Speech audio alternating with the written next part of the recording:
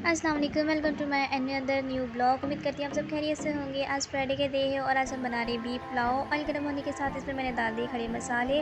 प्याज को मैंने लाइट गोल्डन ब्राउन करना है। इसमें ऐड कर देना है टमाटर और साथ में हरी मिर्चें, अदरक लहसुन का पेस्ट, 1 टीस्पून हल्दी पाउडर, 1 टेबलस्पून धनिया पाउडर, 1 टीस्पून गरम मसाला और 1 टेबलस्पून हम इसमें करेंगे कुटी हुई लाल मिर्चें। मसालों को अच्छे तरीके से भुनने के साथ इसमें हम गोश्त और आलू को ऐड करके ऑयल सेपरेट होने तक इसको अच्छे से भुनाई करेंगे।